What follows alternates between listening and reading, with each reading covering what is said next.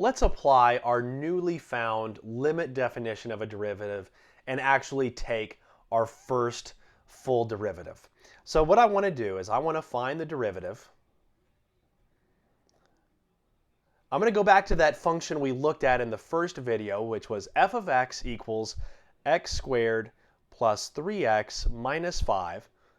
And one of the things that I said when we did that video is when we look at the instantaneous rate of change of a function at a point, it only works for that point. We want to be able to write a function that's going to work for every point in the domain of this. So we're going to use the derivative to evaluate the instantaneous rate of change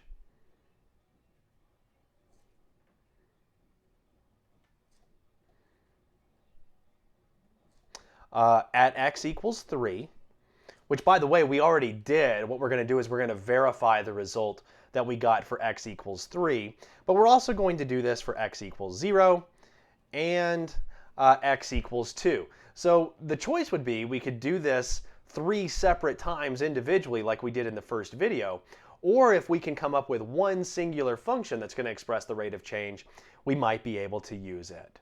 So remember, what I want to do is I want to take f of x and I want to write its rate of change, which is going to be f prime of x, the derivative of f, its rate of change function. And we defined in the previous video that that's going to equal the limit as h approaches 0 of f of x plus h minus f of x all over h. Very similar to what I did in the first video, I want to do my bookkeeping off to the side because I'm going to substitute x plus h into this function and get an expression for f of x plus h, and then I actually already know what f of x is. So I need to figure out what is f of x plus h. Well, that means substitute it in for every x. So that is x plus h squared plus 3 times x plus h minus 5. Now let's take a look at what we get here. X plus h squared is going to be x squared. I have x times h and I have it twice, so that's 2xh plus h squared. So there's x plus h, quantity squared.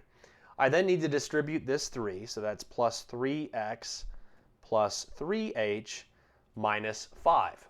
And if I take a look here, I actually don't have any like terms to combine. I've got x squared, xh, h squared, x, h, constant. I can't combine anything right there. So that's what f of x plus h is going to equal.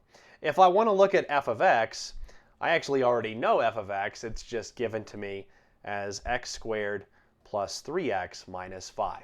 So let's substitute these in and let's just see what happens. And this is where, if you've never done this before, you kind of have to just take a leap of faith with your teacher that this is going to work out.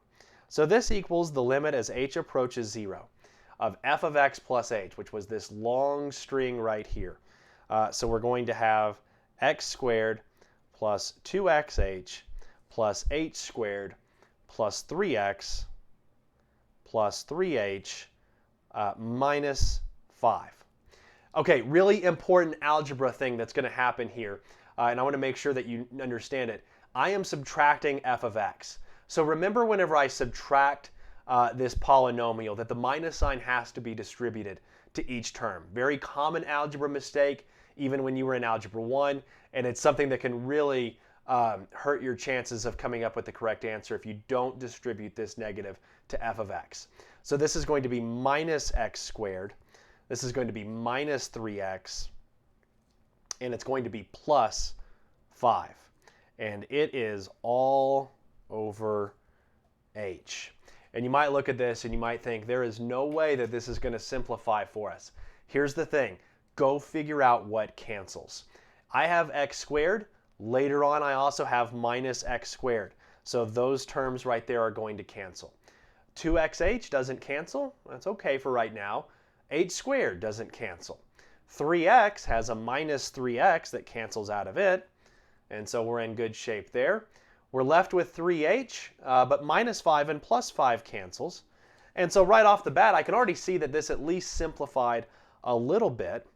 if I take a look at what I have left, I have the limit as h approaches 0 of 2xh plus h squared plus 3h. And it's all divided by h.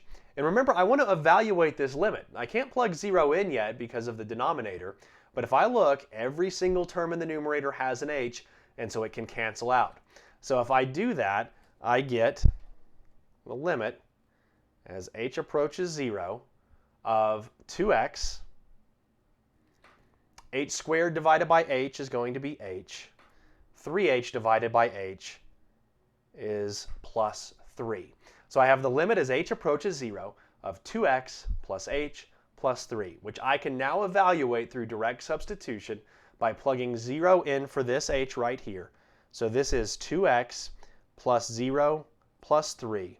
And so this equals 2x plus 3. And remember, what we were finding all along was this idea of f prime of x. So we can say f prime of x equals 2x plus 3.